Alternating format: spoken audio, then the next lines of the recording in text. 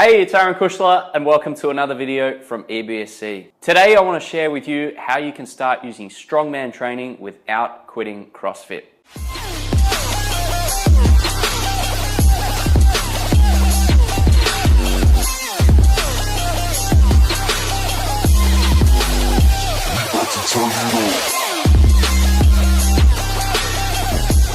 So you've probably already noticed that strongman events keep coming up at the CrossFit Games recently. And as the competition gets better and better, the weights get heavier and heavier. Now, I don't know about you, but that fires me up to start using some strongman training and get much stronger. If it does for you too, comment down below. One of the problems though that a lot of people say that they have is that they don't have special equipment to do that sort of training, or that they need to go to a special gym that caters for that. But you know as well as I do that that's just an excuse. I've managed to add in strongman training into my own routine for ages. So if you're wanting to get started with strongman training, I'm going to show you how I went about adding it into my routine so that you can do the same. This is going to be the first video in a 4-part video series. With the following videos in this series, I'm going to go into a lot more depth about how you can use each movement type and add it into your training for the best results. So for this video, I'm going to cover each movement type that we're going to look at and one example in each that you can start with right away.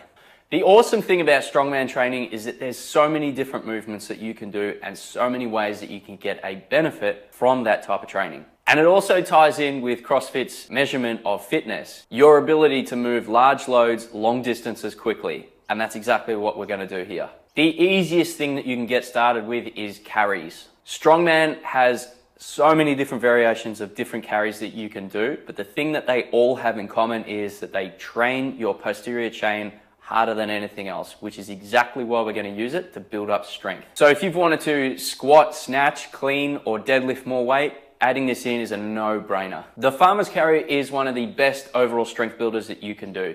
It's super simple and it's impossible to cheat. To train the farmer's carry for strength improvement, you need to treat it like the same as you would a normal barbell movement. It needs to be heavy and it needs to challenge you. It's no good just going and picking up a light pair of kettlebells and just going for a simple walk with it. You need to challenge yourself. What I like to do is take about 70% of your 1RM deadlift and split that across 2 hands. Let's just say you have a deadlift of 220 kilos. You then take 70% of that, which is 154 kilos. And for argument's sake, we'll just round it up to 160 for this demonstration.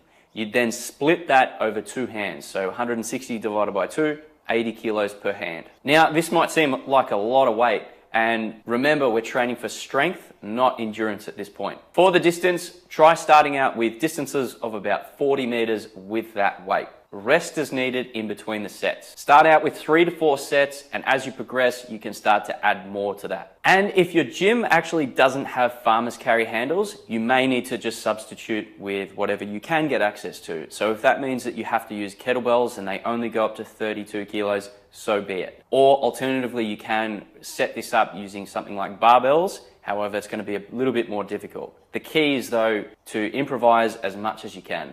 Strongman relies heavily on a really strong back, and many of the pulling movements are a great way to add strength to your back, which in turn carries over to pretty much everything that you're going to be doing in CrossFit. One of the great exercises to start with is just a simple hand-over-hand pull. You just need a rope, a sled, or a tire, or even a bunch of kettlebells tied together at one end. If you have a large tire, like I have in the video here, you can sit in the tire and pull it towards you. But if you don't, you can sit on the ground and that's fine too. Again, don't overcomplicate it, just improvise as much as you can. For increasing strength, put these in on a day where you're doing any pulling or pressing movements, so like push press or pull-ups. Set yourself up just on one end with the sled and the weight down the other end. Then simply just start pulling the sled towards you while trying to keep your back as straight as you can. Go for 4 to 5 sets of 1 pull at a time. Again, rest is needed in between rounds. Remember, we're trying to go for strength in this one, so making it heavy is going to be the most efficient.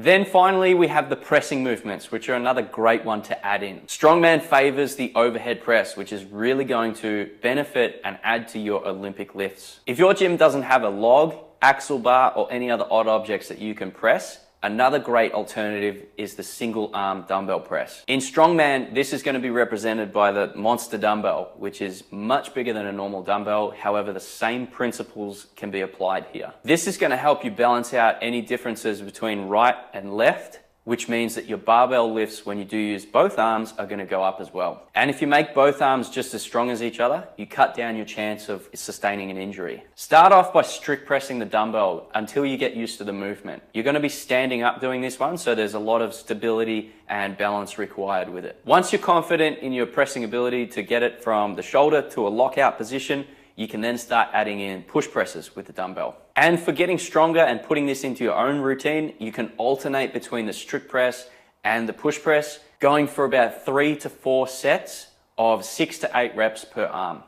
So we're going to use these 3 types of movement patterns to begin with. So to recap, we've got the carries, we've got pulling movements, and then we've got pressing movements. Why do we start with these 3? Well, they're really simple to use in many different gyms. You can do them at your house. A little imagination in this field will go a long, long way. In the next video, I'm going to be taking a deeper dive into how to set up a program involving carries. We're going to look at how to use carries for strength, endurance, and conditioning, and we'll have examples of how to put that into your own program. If you're wanting to find out more about how to incorporate strongman training into your own routine, feel free to check out my free Facebook group where we're discussing all things strength related for the sports of CrossFit and strongman. You can find all the details just down below in the description. And if you found this video really helpful and you got some great takeaways, make sure you like the video, subscribe to the channel, and share it with a friend. And until then, I'll see you next time.